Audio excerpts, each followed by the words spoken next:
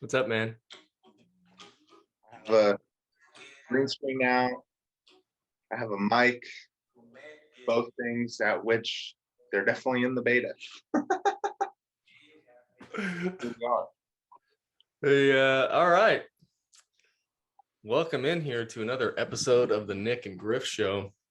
Today is January 15th, 2022. It is 9:04 a.m. in the morning. Let's do a quick market check here. We got to check in on things, see how things are developing. Let's share the screen real quick here. How was your week, brother? Man, it was good. It was a good week. We got some good stuff done. Good stuff moving in the business. Good stuff happening for sure. How about you? Grinding, but it was good. A lot happened in the Bitcoin world. It's really funny how much I have to check Twitter nowadays. I love my Twitter feed. I feel like my Twitter feed might be better than anybody else's. That is the truth, man. I gotta love getting on Bitcoin and getting on Bitcoin Twitter for sure. Can't beat some of those guys, man. It's good stuff out there. All right, let's do this quick market check here. Let's look at Bitcoin. Let's just look at the past week here since our very first episode. This is 1 week later. Looks like we're doing all right. 43. It is what it is. Hey, we'll talk about some of the short-term and long-term stuff over a couple episodes here. But what do you think here? 43.1. Looks good to me. Looks good. Looks all right. How about the S&P?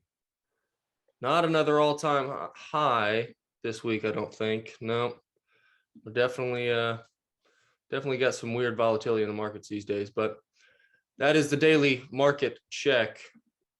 You know, it's really great being a Bitcoiner because it really does make investing so easy.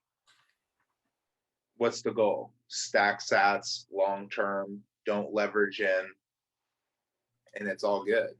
You know, like obviously it sucks when you buy a top and you don't buy, I mean, I understand, but it's really you got to think compared to what and compared to how long, that's always the question, right? Well, it's interesting, the price action, that everybody likes to talk about, the volatility of the markets, that definitely plays into the ideas that people have about Bitcoin being able to or not being able to be a store of value, right? People look at the price action compared to the dollar and they're like, how could this be a store of value if it's up and down, up and down?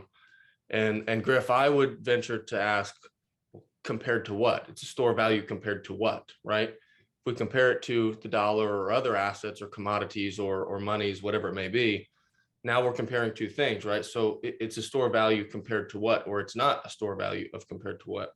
What do you think about that thought there? Well, that gets into what me and Nick talk about all the time and kind of why we wanted to make a podcast, kind of to get out our thoughts on like Bitcoin, like what is Bitcoin? It's funny. It's one of the hardest questions to answer, even if you've studied it for a long time, because you almost feel like you have to pick something, right? Like you almost feel like, okay, like you store value, medium of exchange, digital property.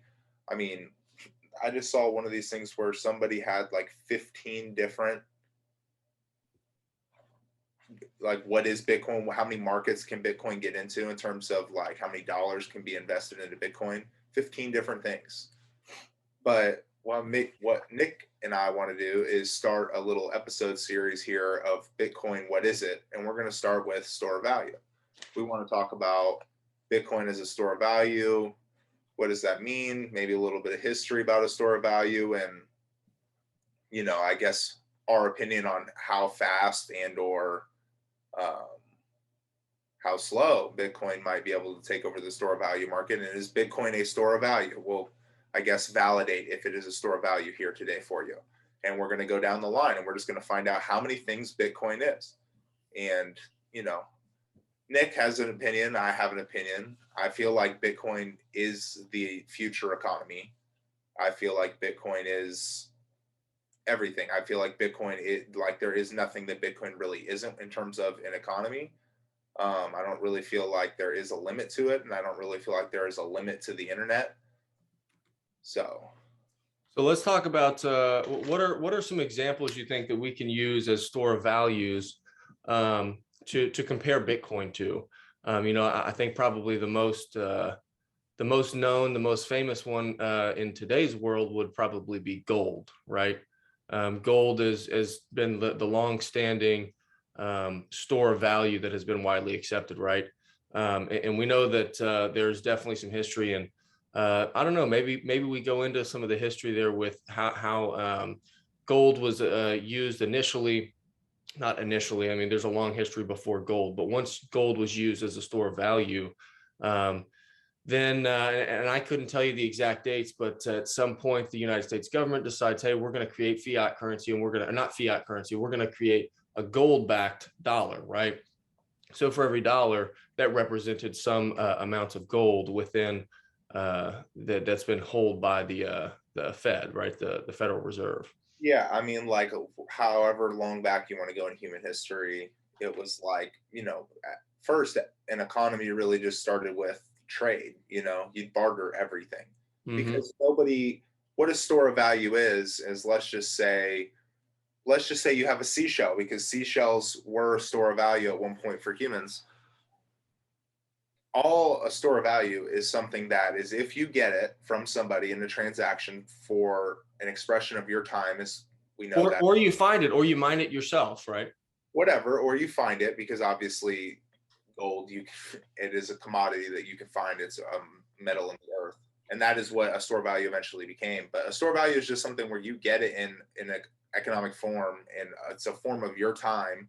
And so if you hold it, say you save it, in 50 years, 100 years, 1,000 years, will it still have value? And that's really what a store of value is. So history of a store of value is people used to just trade, which obviously is not good. That doesn't really help human output when people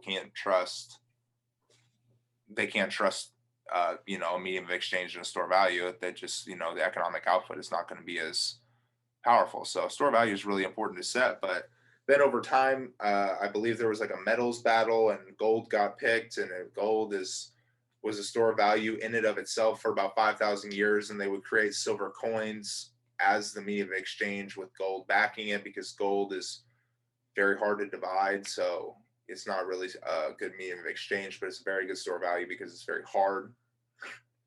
And then, yeah, like you were saying, governments basically started printing dollars and backing it with gold all the way up until our favorite year, 1971.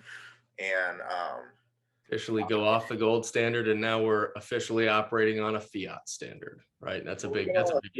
like 100 years, really, ever since the Fed was created. Yeah, the switch from gold-backed money, now kind of bringing it more toward, where we're at now, and what we're seeing here in the recent past. 1971, you go off the gold standard, completely off the gold standard, and we've got fiat money, right, that is regulated in value by the central bank, right, which is, for the U.S. dollar, that's the Federal Reserve, or the Fed, right? And there's a lot of different factors, right, that go into that, as far as how is it controlled, how is the supply of money controlled, all of those different things, right? Open market operations and fiscal policy, interest rates, all of those different types of things, as well as, government spending and how that plays into the whole thing. It really gets to a point where it's controlled by people, right? And I think that, again, store of value being one of those foundational beliefs of Bitcoin, you've got to ask, where are we at today, and why do we need to change, right? Why are things changing with monetary policy, and why the value in Bitcoin, right? Well, yeah, and I think human error element of the control by the Fed, right? And well, how Bitcoin is decentralized, but we'll get into some of the store of value here, I guess a little bit more specifically. What were you going to say? Well, yeah, I mean, so we're going to talk about the store value of it and what's important with money, and this is why Bitcoin is so amazing. But we talk about hardness of money, and hardness of money is like the stock to flow, plan B, why Bitcoin's going to the moon. But really, like, hardness of money is important because, you know, when you tie it back into store value, you need something that's going to be, you know, gold doesn't wear away. Gold doesn't break down. Gold is hard to divide. So over time, it's really great. So it has a great stock to flow, and it's hard to find. There's not a lot of gold on this planet, so it's hard to find, which makes it even harder. But I think what we're talking about is like a stock to flow situation, in which, you know, you want your money to be sound. You want your money to be hard. You want your money, no pun intended, I guess, but you want your money to have really good, I mean, value, hardness. And So I think a piece that really plays into that, right, and you mentioned it a second ago, is the stock to flow. So the stock to flow is definitely important when it comes to the value of our money not being eroded over time, right? If we think about the total amount of economic value in a total economy, right, whether that's the world or the country, or a state or a local municipality, whatever it is, right, however large or small that economy is, the total economic value, you put in some portion of that economic value, right, and you receive a commodity or money for that so that you can use that economic value to pay to live, right? You've got to pay for food, you got to pay for your housing and all these things to be produced, right, within the total economy. If our small section of the economic value that we've created that we get to hold in our money, if that is eroded in value over time, that means that what we've created is being devalued over time, right? The economic value that we create in the economy is done through time and labor, right? You're not necessarily just trading time, right? You're trading your time and your work, right? So it's that time and labor piece that make up the economic value that is represented by money, right? And if that is eroded over time, you're eroding your time and your work, which I think is not good. I think that that's wrong over time, for sure. So you got to talk about stock to flow. So stock is what the total supply is in the open market. So if we're thinking about money, right, right now it's the US dollar, right? The stock of the US dollar is the total amount of dollars that are out in circulation. The flow of something, the flow to the stock is the new addition of that commodity or good or money, right? So you think about the dollar, right? The stock being the total dollars in circulation, the flow would be new dollars added into the total supply, right? The stock. If that new flow is really big, that means that the supply increases and the dollars or the economic value that we hold get devalued over time, right? As new flow is added in, it increases that supply, right? So that 1 or 10 or 100 or $1 million that we've got becomes less of the total supply, devaluing it, right? Or like 40% in 1 year printed, maybe. Or like 40% in the past 2 years. So whatever it's been, right? It's been crazy to think about the Fed and how they've printed money, right? And Jerome Powell's fired up that printing machine. That devalues our money over time, which I believe to be wrong, and sound and not sound money, right? Definitely not. So let's look at Bitcoin. How does Bitcoin stack up with this fixed supply, store of value type element? How does it compare here with the dollar? So the stock of Bitcoin right now is, what is it? Somewhere around 18 million, 19 million total Bitcoin in circulation, total Bitcoin out there or have been mined. Yeah, it's way up there. There's only like 1 million to go. Mm-hmm. Yeah. So the Bitcoin flow, or the Bitcoin stock is that 18, 19 million, whatever it is. And the flow of new Bitcoin being mined into the total supply, I think, is somewhere around 1.5% right now, but that changes based on the half-life of the Bitcoin mining protocol.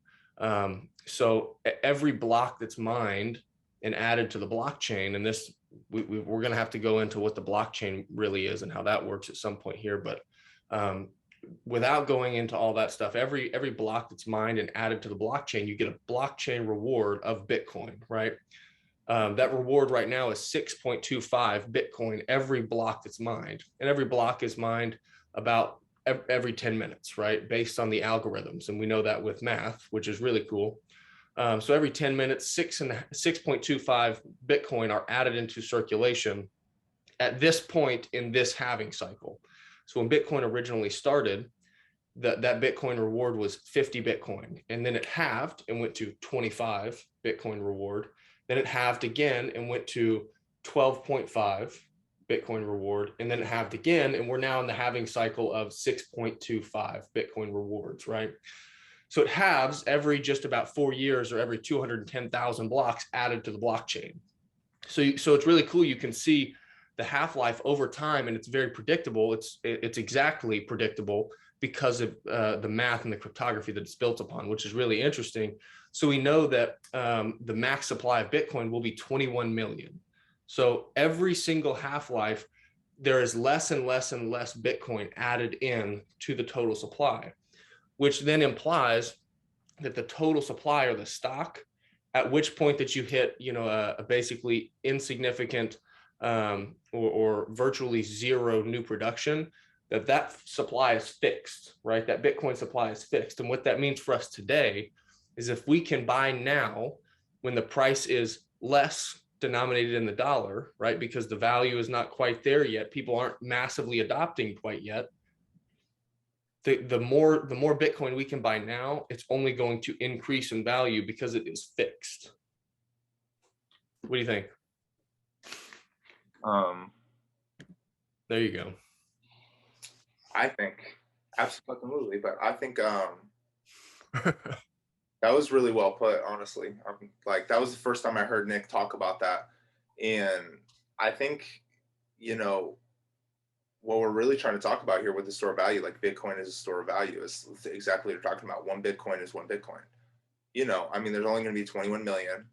And obviously there's a way that you get there, but there's only going to be a finite amount. And that's really important for people to understand, because think about what's going on with the dollar. How does that really affect the day-to-day economy? How does that affect you as a person? Well, that's just goes and ties into inflation, and inflation is so detrimental to a store of value. If everybody can have it, then it's not valuable, like Nick is saying. And I don't know, like, you tell me, is there anything that's going to be able to compete with Bitcoin over the next 50 years, 100 years, 2,000 years, 25,000 years? Like, when is Bitcoin not going to be the best store of value? Yeah, and this is, I think it's important too to note that obviously for this to set up and hold a store of value, hold the store of value long term, we have to assume that we are still going to have the internet. We are still going to have the technology that we've got today into the future.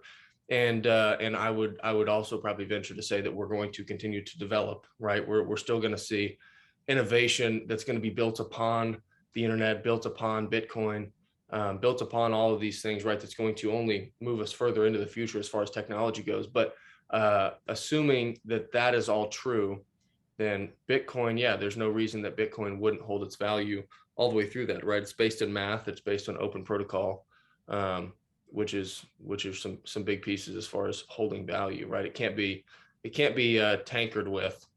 Well, it's also secured by a terahashing monetary network that is unbreakable. And the only way that you'd be able to get rid of that is if you were to do a worldwide shutdown of the internet. Because think about it, as long as there's one miner hashing the public ledger and holding the value, because that's what we're talking about. That's super important, I feel like, as well, when you talk about Bitcoin as a store of value. So Bitcoin is an open source monetary network in which, let's say Nick and I want to trade Bitcoin, right? Like, I want to buy Nick's hat. I wouldn't buy Nick's hat, you know what I'm saying? Because I got a nice hat. But let me buy Nick's hat, right? And Nick is going to be like, okay, it's going to cost 5,000 Satoshis. Well, how the Bitcoin. Hold on a minute. What's a Satoshi? You're gonna have to talk about what a Satoshi is. You're gonna use that. Satoshi is just a 1/100 millionth of a Bitcoin is Satoshi. So, but like that goes to the medium of exchange argument. So I guess I was just going to save that for medium of exchange. So let's just say me and Nick want to trade some Bitcoin for his hat. I send Nick Bitcoin. He puts it into his layer one wallet, his savings account, and it needs to get hashed into the public ledger so that everybody knows that this is now his Bitcoin. Needs to get verified in so that everybody says, yes, this is mine. Yeah. Right. So it can prevent double spending. It can prevent, obviously, like, I don't know, fraud. It can prevent, like, with gold as a store of value, there's an issue in which you can dilute it, you can fake it, you can do all this kind of stuff. With Bitcoin, if it's hashed into a public ledger, there's no faking that. Well, so it's final settlement, right? It's you transferred this economic value to me, and I have given you my hat in the example, right? It's also the final settlement of that transfer. Right, but also meaning on a laptop speaking, Nick and I, all the way back to Bitcoin's first transaction, you can see from address to address where every piece of Bitcoin has been sent. Yep. And that's super important as a store of value, because it's just like, there is no, you can't fake it. And that is a problem that does affect the hardness of gold. That obviously counterfeit dollars is a huge thing. It affects dollars as well, but it doesn't affect Bitcoin. That this also just like, that is a perfect store of value. It goes like right into it. Well, you gotta think too, like, I don't know how much research you've done on how the actual blockchain technology works, but it's really interesting that so within a block on the blockchain, right? Let's talk about the blockchain for just a second. So one block contains a bunch of transactions from all the examples of me and Griff sending Bitcoin back and forth to each other, right? It contains all these transactions. And I believe that number is somewhere in the range of like 1,000 to 3,000 per block, isn't it, Griff? I think it's something like that. What? Average block size as far as transactions, how many transactions are in each block? Doesn't matter. It's that's not like a supporting detail there necessarily, or like a foundational detail of it. But so I think there is an amount, like the problem with Bitcoin scalability, what the Lightning Network helps out with is the fact that there is only so many. So within each block, you've got all these transactions, right? And each transaction or each block has to be verified or mined, right? It has to be verified as valid transactions that happened on the blockchain, right? So with that being said, right, it's got they do the cryptography, right, which is all the math that goes into how they mine and find the exact input that creates the hash or the exact output that they need. This is really tough to explain. There's a lot of good YouTube videos that visualize it. But the key piece here is that this block refers to the block before it, and that block refers to the block before it, right? If one of those blocks is changed or altered in any way, everything in front of it becomes invalid as well. So on the blockchain, the longest chain is considered the one that is valid, right? So the one that has the most verified transactions is the one that's valid. And it's important too to note that general ledger, right, that keeps all of that information is dispersed among all the nodes.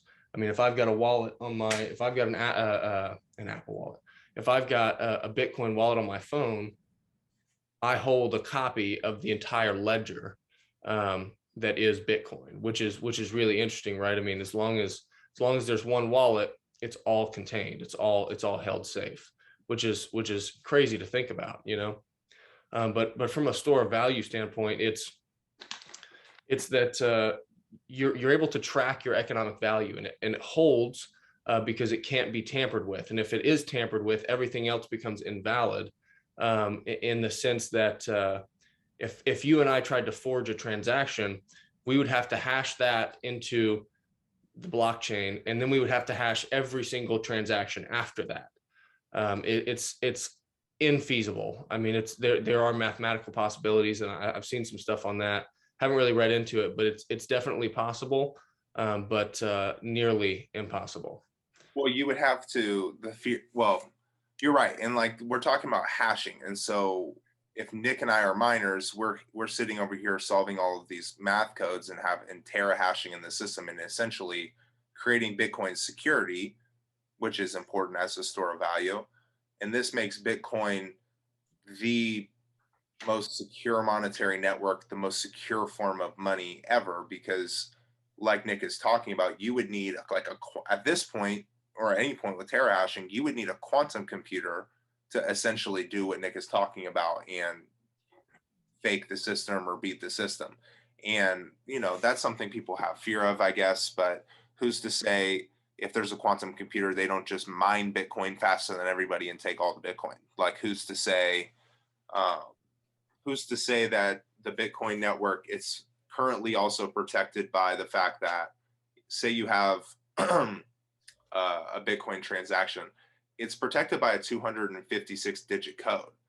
Okay, that's a lot of work to, like, even a quantum computer, it's yet to be seen if it'll be able to, reverse those codes and, like you're saying, hash its own essentially transactions into the system and take Bitcoin or cheat the system and fake transactions and, essentially hack Bitcoin. Well, it's interesting. You got to mention too, because the protocol has built in the difficulty of the hashing, right? The difficulty of the mining, as the hash rate increases, right? As the computer power that's going into it increases and is able to mine faster, the difficulty increases. Right, Built into the protocol, which is interesting. Right. Which, it's funny because there's actually, I don't know if you've seen the news, there's 2 like single unit miners that have gotten rewards in the past like 2 weeks, which is pretty cool. But yeah, so essentially, to hack the Bitcoin system and or to ever fake Bitcoin, which, who's to say once they do that, what happens, that is one thing. But who's to say that the first person who figures out quantum computing, for one, will attack it? And also, who's to say, okay, 256 isn't enough. The Bitcoin network votes on it being now, because coding works in doubles, 256 becomes what, 512? Who's to say it just doesn't become a 512 digit code? And it makes it that much harder to do it. And therefore, there would be no real quantum computing issue. So I just don't think that anything will ever be able to compete with Bitcoin, because it is like, it's an open source protocol that can always get better. And that's what people don't understand about it. But as a store of value speaking, there is nothing that is more secure. There's nothing that's more finite. There's nothing that is more protected. There's no form of money that has ever been this sound, this hard, this secure, this perfect. And that is why I think everybody in the Bitcoin community can't stand a lot of these altcoins, because if you're trying to compete with Bitcoin as a form of money, hey, that's fine. That's fine. Compete with it as a form of money, but you can't. It's the best form of money there's ever been, ever. Just because of all these things we're talking about. And all the basic principles of money as a store of value, it is perfected. And so yeah, Bitcoin, you can hold it now. Nick, I was on the golf course yesterday with one of my friends who he just bought his like first $200 of Bitcoin. Finally got him in. And I was just talking to him about it as an investment, as a form of store of value, actually. And I was like, dude, Bitcoin is only 6% of gold's entire market cap right now. Literally, it's all like it has still got 10x to go until it encapsulates gold. And it can do that so fast, because like we're talking about, gold, while it may be hard, it's hard to transport. It's hard to move around. So that's not really good for nowadays. Gold is also still being mined. Gold can be faked. Gold also is like money and a store of value. It does get picked at the end of the day. So, and that's why as Bitcoiners, dude, I don't care about the price of Bitcoin right now. It's one of those things where the most sound form of money has always been picked. It's a history lesson. So think about it now. So because a lot of this stuff, it's really difficult to try to conceptualize without comparing it to what the value of the US dollar is, right? Because that's what we use on a regular day-to-day basis for all of our transactions, right? For the vast majority of us. I know that there's some parts in the world, right, that are using it as a medium of exchange, as a store of value, as national tender, right, in El Salvador. But for us, 2 guys living in the United States, it's the US dollar that we use for all of our transactions. So now think about the ideas, right, with a fixed supply, right? If there's only 21 million Bitcoin. We put a pin in that where we're talking about the US dollars. That's what I'm saying. Yeah, so, like only US dollars, we use it as we talk about medium of exchange, but US dollars are now for the last 100 years our store of value. Is that what we're talking about now? Yeah. Because So yeah. So yeah, 100%. So now think about things being switched and being denominated in Bitcoin, right? How does that change from the dollar to Bitcoin, right? When we think about a Bitcoin standard, right, where things are denominated in Bitcoin, how much Bitcoin does a haircut cost? What about to fill up my tank of gas or to buy a house, right? What does that look like? I think that's a huge question that we haven't talked about a whole lot, but how do you then begin to transfer denomination from the United States dollar to Bitcoin? And whenever you do that, now what that amount is and how those things are denominated, as far as how many Bitcoin does it take to get a haircut, or Satoshis, right? Like we talked about earlier, 1/100 millionth of one Bitcoin is one Satoshi. So it's cents to dollars, right? How many Satoshis is a haircut, right? Something as simple as that. Here's the cool part about it: with the fixed value, or with the fixed supply of Bitcoin, one Bitcoin always equals one Bitcoin, right? That means that we don't see the increase and decrease in supply, or in prices of goods and services, because of corruption of money. Now, there still is standard supply and demand within each market, right? If there's no demand for something, then value and price of that is going to go down, right? So that still works, right? Classical economic theories work with Bitcoin standard. What do you think about that? yes. The denomination of Bitcoin really is an interesting one. The denomination of it, you mean like, well, that we'll have a whole episode too where we'll talk about Bitcoin as a unit of account, obviously, and what the difference between unit of account and store of value is. But yeah, since this is our store of value one, I think it's just crazy that, in talking about dollars and like store of value, do you Nick, how old are you? 24. I'm 25. I, as a 25-year-old in America, growing up in the times that I've grown up, now knowing what I know about money, and we're talking about how great Bitcoin is, just as a hard sound form of money, because if you believe in the internet and you believe in coding and cryptography and just how secure Terra hashing is and the proof of work system, if you at least followed along with some of that logic, you cannot argue that Bitcoin is not a very good just form of money. It's like, it's in the ecosystem now. Ever since 2008, it's just, hey, it's just here. You know what I'm saying? Like it's just around. That's all I'm saying. How do you feel? How do people listening to this feel thinking about US dollars as your store of value? How do you feel about saving US dollars for your grandkids, for your great grandkids, for your family's legacy one day? Or how do you even feel about saving it for your first generation kids if you have kids? How do you feel about saving it for your retirement? And I feel horrific about it. I don't even see the point. Like, I personally keep an emergency fund with cash to just, and my emergency fund's like a month, because Bitcoin is obviously very liquid, good medium of exchange, which will be maybe our next episode. But Bitcoin is a great store value compared to dollars, because they're 21 million, like we're talking about. That's the perfect stock to flow. Whereas dollars stock to flow, 40% of them have been printed in the last year because of COVID. And that just means that your dollars are not worth anything. And the difference between Bitcoin and dollars is unbelievable. You can compare it to gold, but who really believes in gold at this point anymore? I mean, like, I'm not really too sure who even has the 10 trillion in gold at this point. I just feel like it's like some billionaires or Fort Knox or you know what I'm saying? Like, who really cares? Well, think of it like this too. I mean, you think of the decentralization piece of it, and how that plays into it a little bit. Gold has been the hardest form of money until Bitcoin, right? I think gold is probably the second best and hardest money, I would say, out there. Obviously, and there's other stores of value now in the world, obviously, because the world is no longer, and so I don't even know if we've said it so far. 1971, we don't even have to talk about the events that were going on in the world. The United States printed a bunch of money to go to war. President comes on. The United States no longer. Nixon, wasn't it? Nixon, no, yeah. He comes on.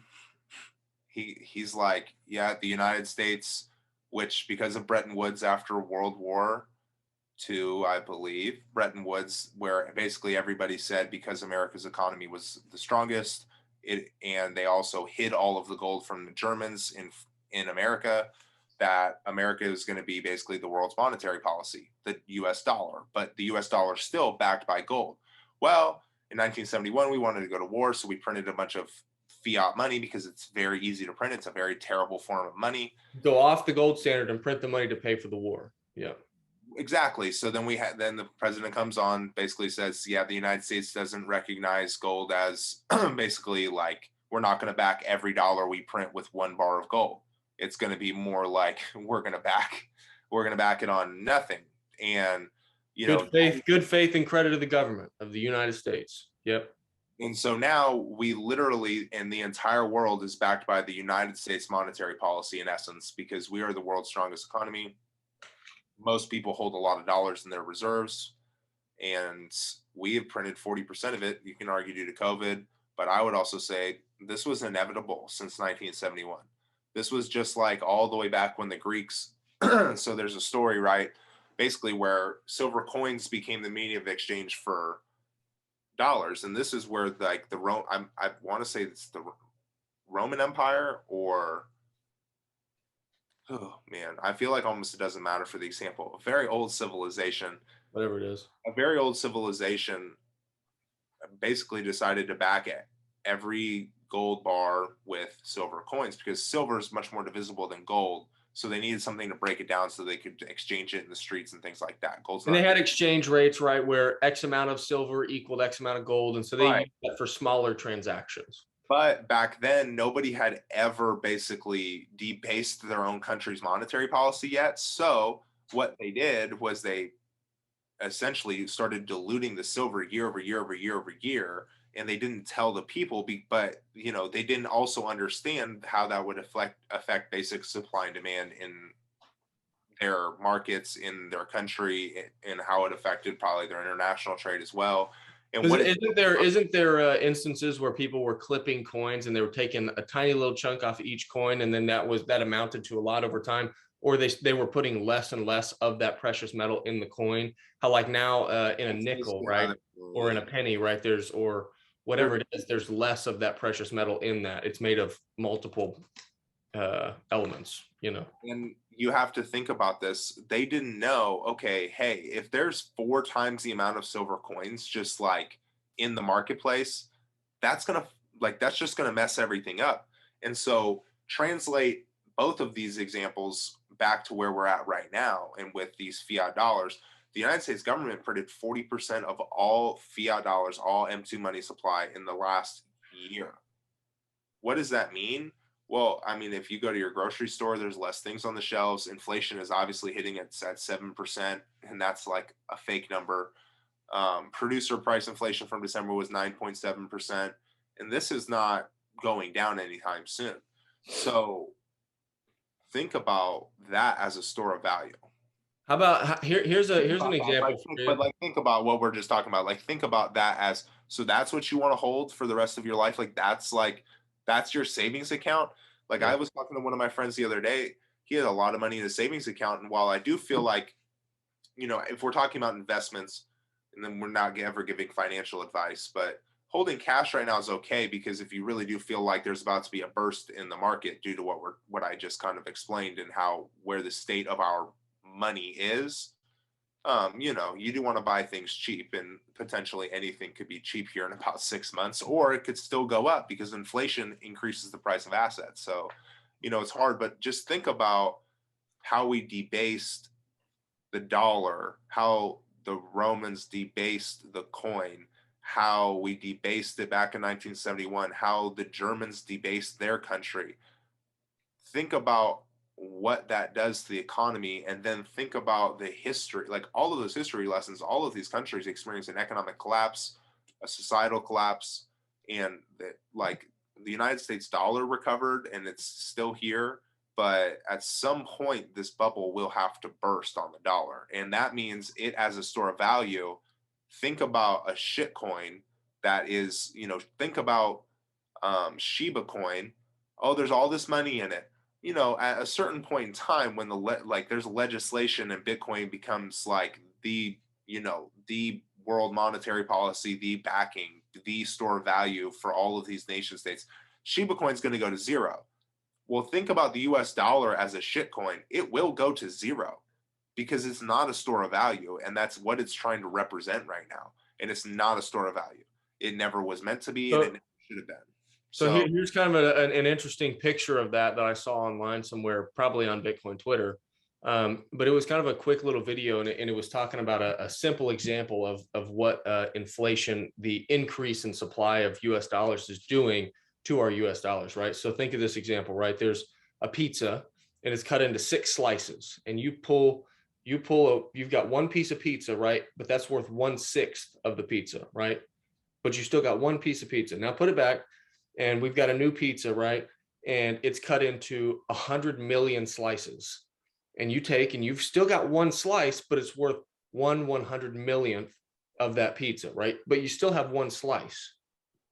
But the amount or the value, or the amount of pizza that one slice, that 1/100 millionth of the full pizza, is less pizza than the one slice that you had previously when it was cut in 6 slices, right? That's what's happening with the dollar, right? If you hold $1 in a checking account or a savings account that's not earning anything, um, over time, as supply increases, you still have that $1, right? But it's considerably less than the $1 that you had previously. and your purchasing power is so weak. I have such a good example for you. So, me and my fiance Sierra, for the podcast, that's her name. Hopefully, sometime you'll hear her on here.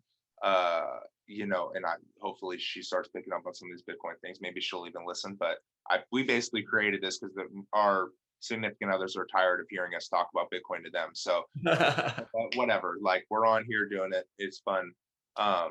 Best example I have. So last night I went to the grocery store, and these, for some reason at our grocery store out here, like, party wings, right?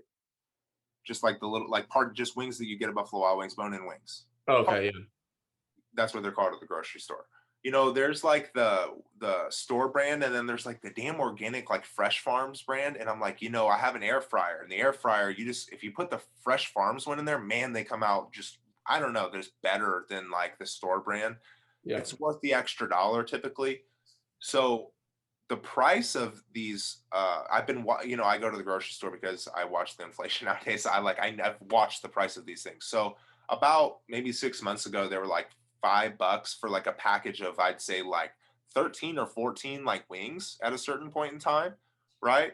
And it's honestly gone all the way up to about $8 at one point in time. And it just was, like, I would say, like a month ago, $8, but you were still getting the same amount, right? I was still getting like 13 or 14.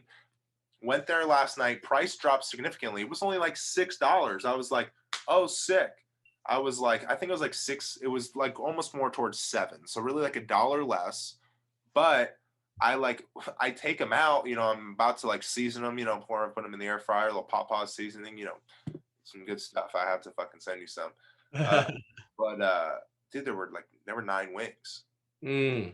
And I was like, wow, this is the shit I saw on Twitter in real time. Like, well, that they do that stuff with like bags of chips as well. Like if cost goes up, they'll keep the price the same, but they'll reduce the quantity that you're getting for the illusion that you're still paying the same amount for the same bag of chips, but there's less chips in the bag. You have to think about it. That is what real inflation is. So the number that they're telling you, 9.7% producer inflation, if you just did some like basic, if I could have just tracked the price from 3 months ago divided by the amount of wing, that is the inflation we're talking about. We're not talking about, what the final price is of your grocery store chart, because they know how to manipulate those types of things.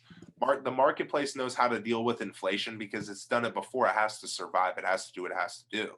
But what inflation is going to do is it literally is yanking your fucking purchasing power from you. Your checkings account, as Nick is saying, in real time, you are not going to be able to buy as much for your money. It's not going to be worth as much because they have put so much out there. It is the shittiest form of money.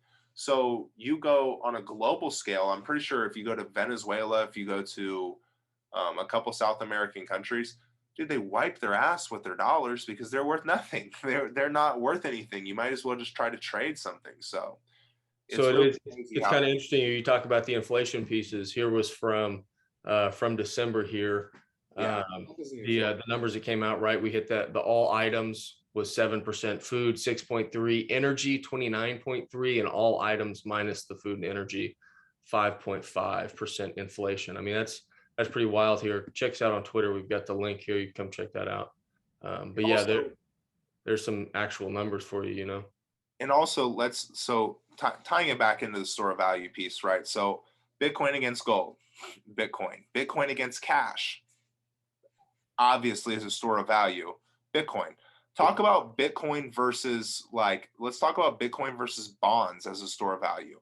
People hold 401ks for their entire life, and that is a store of value. So a bond is a store of value. Now, Well, bond, a bond and a 401k are two very different things. bond 401, yeah, I apologize. I was bond 401k, any kind of portfolio in that nature, the S&P, anything like that. Treasury bond, literally any of these types of investments, I guess I would say just investments, that is a store of value. Real estate is a store of value if you put your money in it and you hold it over time. Or equities, right? Equities that you either hold in a brokerage account or maybe a Roth IRA or a 401k or a standard IRA. Equities. They're all stores of value, right? So Bitcoin versus them is a store of value. I mean, it is definitely a topic of conversation. And what I would say is, you invest in a blue chip company in a 401k. I think I'd like, my example always is best served as 401k because I don't think I ever was interested in a bond. So I never really researched it because I'm like, dude, do you know like the basics of how a bond works? huh?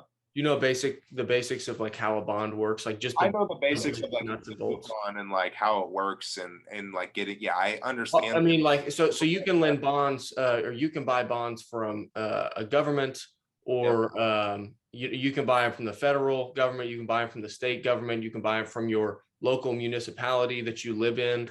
And there's some different benefits that come along with that. But essentially, and you can also buy debt bonds from a company as well. And so the idea is that you're lending money to whatever that group or company or government is, and then they give you this bond and with a promised return for your money on that, right?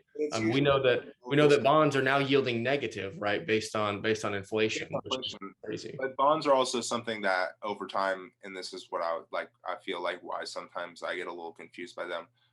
They're so low yield, so low rate of return because they're supposed to be quote unquote safe, right? I mean, it's something you learn about in school. Very safe, very low rate of return, but a rate of return nonetheless. And usually, if inflation is 2%, or I guess as long as you're beating inflation, it's okay because that means your dollars that are invested in them, are winning against inflation over time. It's just a game of arbitrage, right? Right. And because you're literally just talking about 4 minus 2 and you get 2. I mean, that's as simple. I don't know. That's as simple as it can get. And inflation now is at 7%. It's been over 5% for 9 months. So that versus a typical bond market. I mean, bonds are literally negatively yielding against inflation currently. And, a lot of people have money in those types of things, as well as a 401k. But like how I do kind of view these investments right now are, okay, here's Bitcoin, right? And when you you take a US dollar and you buy Bitcoin, you have now Bitcoin. Bitcoin is backed by terahashing, all these things as a store of value that we just talked about. Even these 401s, we just talked about money. We just talked about what US dollars and what kind of form of money a US dollar is as a store of value. It's a poo-poo store of value. Nobody can argue that. There's nothing you can do about it. It's backed by a US government, but it's really backed by our economy, and you can see where that's going in terms of what they're going to do to print it. All of these companies, bonds, are also backed by the US dollar. And what is that? What does that say about all of these as a form of investment. I feel like it just like kind of highlights that they're terrible. So here was kind of a piece that I was writing about a little bit when it came to the stock to flow that we were talking about earlier here, and I'll have to pull up my notes here to see exactly how it was that I was writing it. But this idea that if the flow of Bitcoin is low, meaning that there's less and less Bitcoin added into the total supply, that means that the more Bitcoin that I can buy right now, because it's going to be a fixed supply, is going to hold its value and drastically increase, assuming that we hit mass adoption, right? And more people put money in Bitcoin and use Bitcoin, right? Because your Bitcoin is only as valuable as the section or the amount of Bitcoin that you hold in comparison to the total and what the total's value is, right? The market cap of that total. So if Bitcoin's market cap right now is, I think it's somewhere around 1 trillion, isn't it? Somewhere around that, give or take a little bit. I think 807. It went over and then it dropped back off as price came down.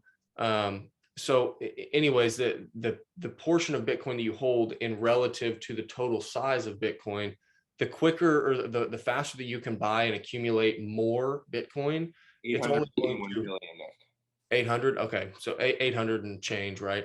So the faster that you can accumulate 1 Bitcoin or 2 Bitcoin, whatever that is, the more that's going to hold value, and appreciate over time as more money is moved, and as Bitcoin eats up other sections, right? As Bitcoin eats up gold, as Bitcoin eats up the money and the capital that's in the US dollar and in business transactions and regular transactions, as the full value of the Bitcoin network grows, your small piece of the pie increases in value as well, respectively, right? It does grow. Size.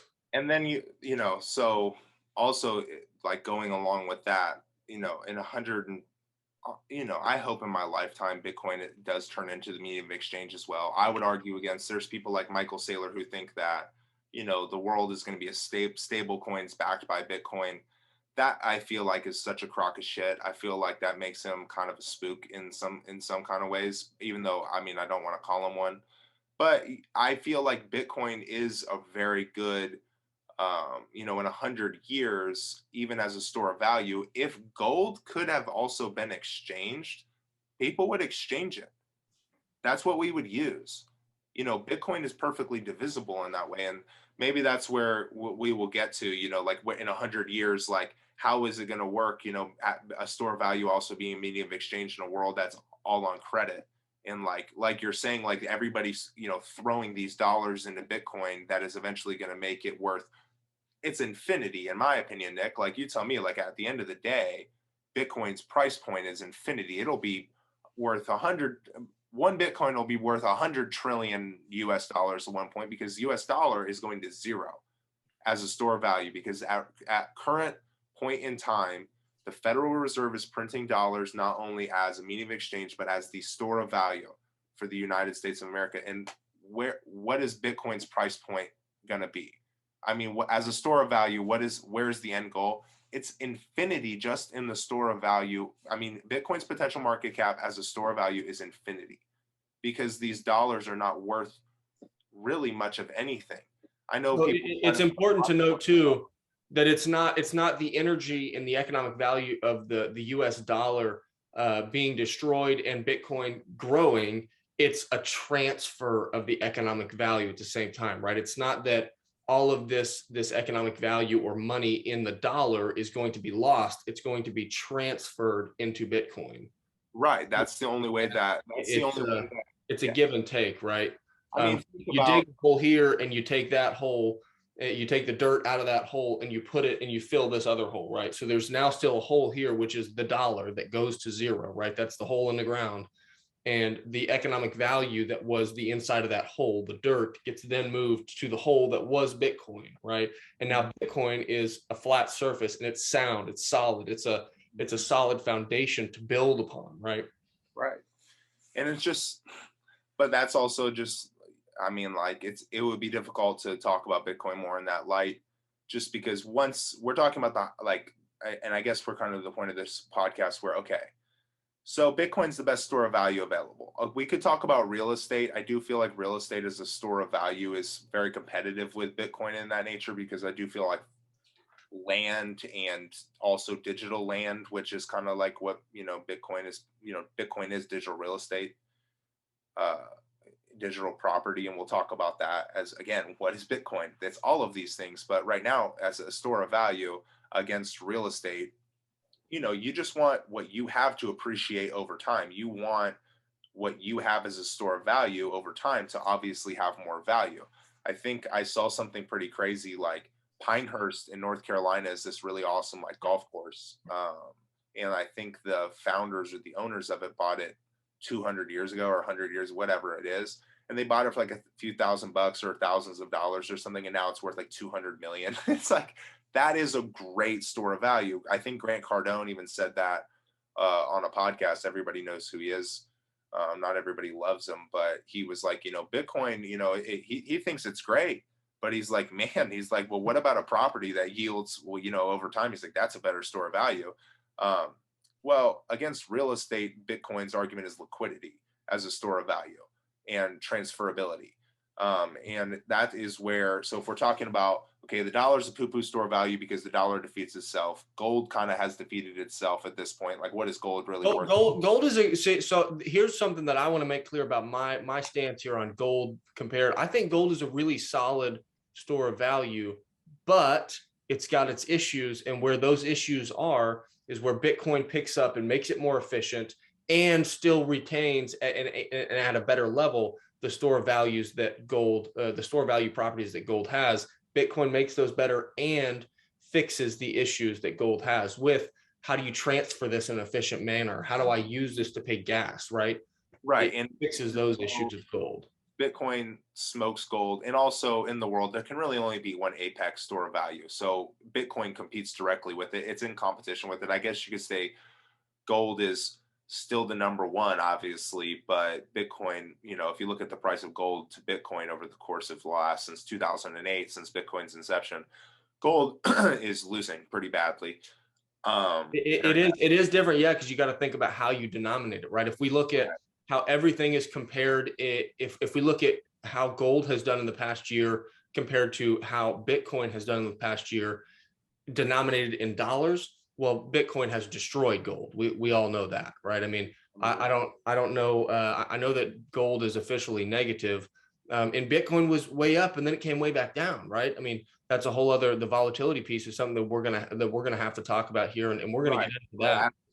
We formed complete ideas on the volatility piece as well by that's happening. But as a store of value, we're talking about Bitcoin in the long term. You can't measure stores of value by the volatility. And so it beats money, it beats gold, it obviously beats pretty much any type of like stock, bonds, ETF, like any type of traditional investment in a market, a money market, in today's society. Bitcoin really beats it as a store of value, obviously. And then real estate, you can buy some pretty good property that over time, even in the physical world, you can buy some property that might be worth 1 Bitcoin, even though there's only 21 million. There might be some properties in 100 years that are worth a Bitcoin, I mean, isn't it funny? But that's what I'm trying. In a Bitcoin being worth several hundred trillion or $1 million. Oh yeah, because dollars as a store of value in this competitive market is going to get blown away. But think about this as a form of store of value.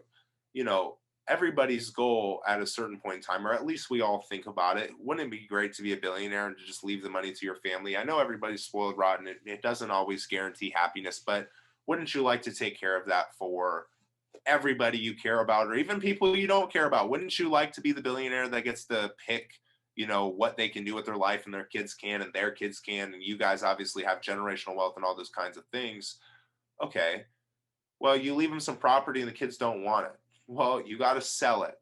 Okay, then you got to think about the maintenance cost of it as well. You got to pay taxes on those things. Michael Saylor has a great piece on this. Like, how do you, if you're going to save $1 million for generations past, how do you save $1 million for 100 years? How do you move it from America to Japan and keep the same value? How do you keep the same purchasing power moving it over there? How does it, real estate? think about if your entire portfolio is in real estate. Well, at some point, somebody's got to give you some liquid cash or something liquid to use in the marketplace for you to actually go and live. So you're going to have to put this up as collateral, or you're going to have to get credit for your store of value. And it beats it. So Bitcoin really beats it in just like that very liquid way in which, real estate, if we're talking about in the very long term, while you are there, as long as you can collateralize it and get some cash for it in today's terms, or some Bitcoin in the future, um, great. But you always will have to go to a third party to go get some of this medium of exchange, because real estate is obviously has no, money. It's important to think about when we talk about what is Bitcoin. Money is all encompassing. It does include the medium of exchange part. It does include the store value part. And the perfect form of money can be both, which Bitcoin is, but real estate is not really money. It is a store of value, but it's not really money. And that Think is it mutually exclusive? You know what I'm saying? Is that the correct term? It's not mutually exclusive, meaning that like if we're talking about a store of value, but also a form of money, it has to be a medium of exchange and so yeah, something can be a store of value, but not a medium of exchange. Yeah. Or they could be both, which Bitcoin is, which is really cool, right? That's a great part of it, right? It's so efficient. Think about it on this piece, right? Hard to do both, I guess, is what I would say, right? Really hard it's never been done. It's just hard to do. It's hard to do both because look at the dollar. It's hard to do both. You can't. It's hard to have a store value and it also be a medium exchange. It's hard to do both. Yep. So think about the real estate example here on how do you store and preserve your wealth over, call it 100 years, for example, right? If you're going to use real estate, how much does it cost to preserve that property, right? If it's a personal home or if it's a piece of commercial real estate, how much does it cost to maintain that property over that 100 years, right? We know right now you got to pay property taxes. You're going to have to pay to keep systems upgraded and up to date, right? HVAC systems, plumbing, electric, all of those pieces. What happens if something breaks and something has to be replaced? All of those things that you've got to do. Also, right, if it's some type of a rental property, or if it's some type of commercial property that you're leasing out, do you have to pay people to manage the business that is leasing out and running that property, right? What if you're running a short-term rental type of property, right? How much does it cost? What are the operating expenses of running that business, right? Whereas, what if I could just buy and hold the property that is Bitcoin and there's no maintenance cost to it? What if I did that, right? You buy Bitcoin one time and you hold it, and now that's terahashed into and verified into the blockchain network that Bitcoin operates on, the Bitcoin blockchain. It's hashed into that. And now, as long as you've got your private keys and your private wallet, which we'll have to talk about that at some point because you want to make sure that you own it. If I own that Bitcoin, that holds whatever that value is, right? It's always going to be worth, but it's always going to be worth one Bitcoin. But it's always going to be worth one Bitcoin, right? And that is, you know what I'm saying? Like you couldn't say that about the dollar. $1 is not always going to be worth $1. That doesn't even mean anything. The value of $1 over since the inception, since 1913 when the Fed was created, it's like down like 98% from the time it was created. I mean, the inflation and the supply of money has blown up over, since 1971, you go completely off the gold standard, right? But yeah, it comes back to, okay, if one Bitcoin is always one Bitcoin, well, then the question is what is one Bitcoin worth, right? And that again goes back to the question of, well, compared to what? Compared to the dollar, compared to real estate, or compared to Bitcoin? And that's just how it competes with that's the store of value, right? If everything is denominated in the Bitcoin, and Bitcoin is the store of value, one Bitcoin is always one Bitcoin, right? Now that comes in the question, how do we devise this up? How much does a haircut cost in Bitcoin, right? Once we get to that point where those answers are figured out, Bitcoin becomes a true, absolute scarce form of money that can be used as a medium of exchange, as a store of value. Which is incredible. And like, we'll have to have a whole different episode where we talk about like what we think sound money can do for society. Like that's like that can be like a whole, that'll maybe even after our, like how we do this, like Bitcoin, what is it series, but Bitcoin, yeah, what sound money could do for society and what Bitcoin is, going to do for society.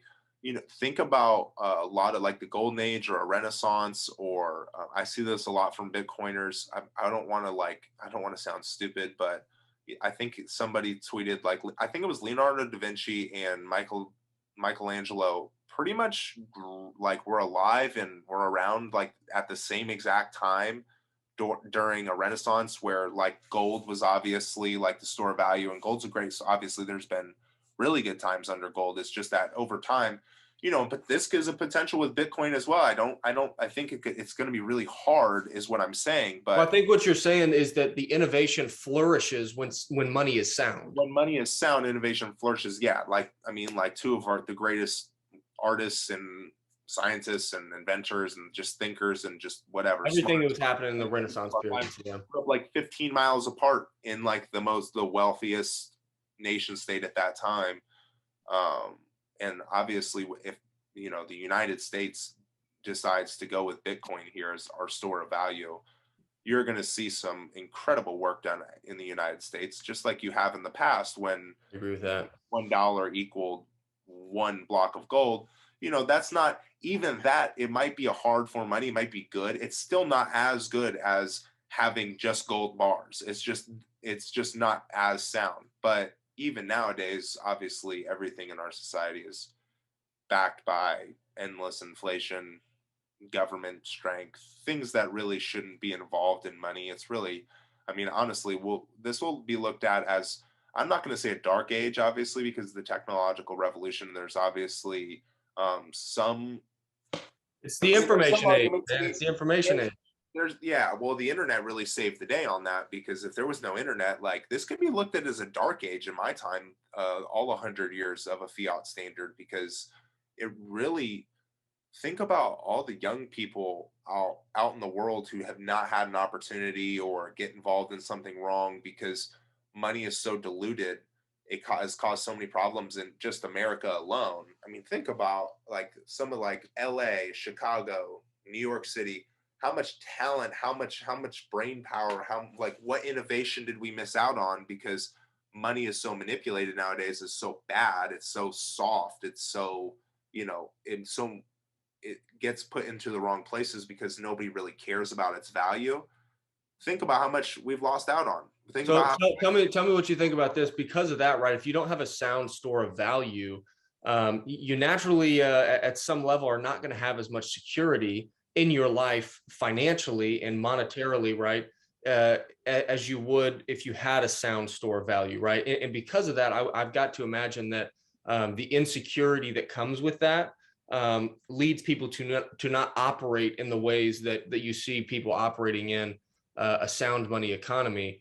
I would think that that's got a huge psychological element to it, right? That we aren't even probably aware of, right? It's such a subconscious type of thing that we're not even hardly aware of. I try to think about sometimes just like a basic family who doesn't have a lot of money, but if you're a mom and dad with a couple kids, but you have no money, and it's like, the only thing you can do is put money in a savings account because that's all the money that you have and that's how you save it. Well, or you don't have enough money to save any. Maybe you're living paycheck to paycheck, Well, paycheck to paycheck, but even like, the most basic form of investment is a savings account.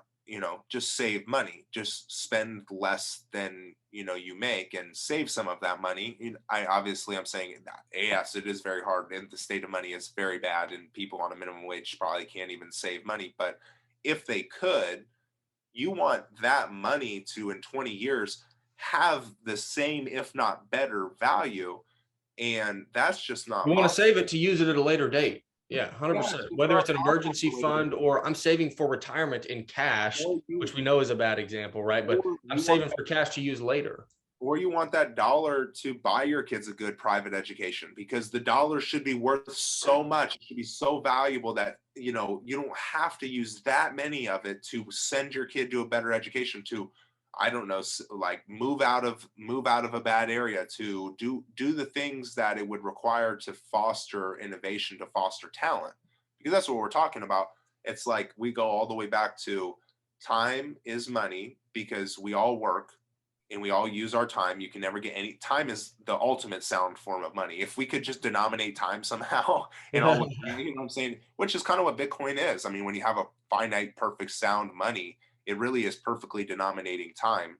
But time is money, because we all go work, then we all go buy stuff because we get paid with dollars, then we all go buy stuff and exchange it. So we're all just kind of out here exchanging time. And I think it's just really important to note that if you devalue that, then it's just going to take people a lot, like literally, I think mathematically, you could draw out an equation, but if you devalue somebody's time, if you devalue the dollar like they're devaluing it, the quality of the dollar, aka the quality of the time, no wonder teaching's getting worse. No wonder public school's getting worse. No wonder we don't have, people aren't getting smarter. No, what, because the quality, literal direct relation to the, like the solid, like the soundness of our money that we've used now, it is starting to creep into the quality of everything in our society. And that's like, that matters as a store of value, because really what we're talking about, money doesn't matter. How much money you doesn't matter. Not everybody's going to be able to make the same. Not everybody's as smart. Not everybody's going to be able to make the right investment. But what's important is if they have a dollar in 50 years, if they just saved all those dollars, you know, you really want those dollars to be able to purchase more over time. And I think that's what's so amazing about And at the very least, the same, right? At the very least, the same.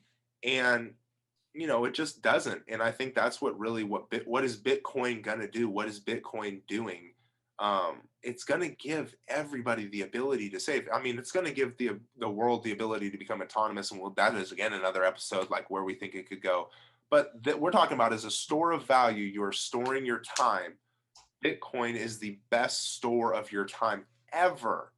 And it will not be able to be competed against, because at the end of the day, you know, you like to say you own your real estate until the government needs to put a pipeline right there and they're buying you out, or they're saying get lost, you know. I mean, like, you say you own your dollars until they tax them. I mean, you say that gold has all of this value until you try to break it down, or until you take a gold bar to a store and they're like, I mean, like, how much is that worth? Like, people don't know anymore. Nobody cares about gold. It's just not the time. And at the same time, Bitcoin, at the time where all of the current traditional money that's been around for all this time is getting so soft and so crappy, Nick, Bitcoin is, guess what? Block after block, sound money. The monetary network is protected. And at some point in time, there will only be 21 million ever minted, ever put out into existence. Sound money. How much is that going to help society? I think it's just going to turn us into like the golden age renaissance of like we've never ever seen before, because we're going to get the best quality time out of all, like, as many human beings as you can. At that point, you're going to get the most quality for your money, and then and in turn, since we know time is money, the high quality time we're going to get from people is insane. And that's kind of where I think Bitcoin, like, how far can it go? Man, like, think about that. Think about even right now in your young life, if all this money you made actually was able to buy the things that it should, you know, how many more entrepreneurs will we have that would be successful? How many more scientists would be able to be funded by, you know, there are some people out there that might make $1 billion and fund Jurassic Park. I'm not sitting here saying that's good or bad, but I'm saying, you know, there's not that many billionaires. There's not that many people who can fund projects that they want to do, because the quality of money, like what you can actually buy with money and get done for that money right now in the marketplace, is terrible. There's Rosie. But I don't know, as a store value, I feel like is important because it's just going to boost our society over time. And really, technology, that's what we're talking about. When technology really does make the world deflationary, it can only do so if we have a really sound form of money. Otherwise, we're just kidding ourselves. You know, we're not going to get to the robot age, the AI age, the regenerative medicine, everybody's healthy age, if our money is not perfectly sound. So as a society, it is, you know, and Nick, we talk about it as an investment, but as a store of value, as a society, it will just get picked, I feel like, for the things I'm talking about, because there is only one option. There's nothing else out there that's Bitcoin. And you can see now, what is it up? 96 million% in the last 10 years. It's going to look like that. If you buy it at 40,000 today, not financial advice. But if you buy it at 40,000 today because of how Bitcoin is positioned as a store of value and where you can't print 40% of a money supply like we just explained and then try and just get it back unless they're about to tax all of us like an astronomical amount, unless they're about to do some crazy stuff. They're never going to be able to fix this. So with Bitcoin, I mean, it's just going to change everything. It's going Man, to change everything. I mean, I think it's crazy. store value, huh? What is store It's value? something to be mesmerized by. So I guess we could wrap this one up today with Nick, is Bitcoin a store of value? And is it the best store of value? I'm giving this one a thumbs up, a yay from me. It Yeah, is. I think it is too, obviously. And I hope, in the next one, I think we'll do medium of exchange. Yep, I think we're doing medium of exchange next. Yep. Yeah, so in the next podcast, we do appreciate obviously everybody listening today because it was it's always fun talking about Bitcoin. I think it got really good there in the middle, but Bitcoin as a store of value, at the end of the day, it's not something me and Nick have to say, oh, it's a store of value or it's not a store of value. Everybody will decide for themselves over time. And truly, it'll just be picked due to the fact that technology is taking over. We need something that's sound. We need somewhere to go. And next week, we're going to get to Bitcoin as a medium of exchange, I believe. And Yep. believe it or not, Bitcoin is perfectly divisible. I mean, like almost too good to be true. I know we're going to sound like nut jobs, but in a certain point in time, this is what technology has allowed people to do. And really, if we're all humans really can all come together in this planet, man, like who's to say what can we not do? I mean, at the end of the day, it's been shown to nothing is impossible on this planet, so we'll see. Hey, that store of value there for Bitcoin. We appreciate you guys listening. If you made it all the way down here, we appreciate you guys. Again, we're here to actively learn and talk through different ideas and stuff. We're still learning as we're putting these out here. So whatever thoughts you guys got, we'd love to talk about it. Connect with us on Twitter at Nyc Griff Show. It's all spelled out and is spelled out Nyc Griff Show on Twitter as well as on GETTR. We've got our YouTube page that is the Nyc Griff Show.com. You can go check us out there as well. Or it's NycandGriffShow.com. That shoots you straight to our Twitter. But yeah, let's have a conversation. We'd love to talk to you guys more about this. Appreciate you listening, and we will see you next week.